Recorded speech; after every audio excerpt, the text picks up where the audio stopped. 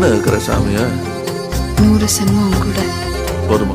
100 சென்மம் நமக்கு போதுமா? வேற வர ஏதும் கேப்பமா? சகாவரம் கேப்போம் அந்த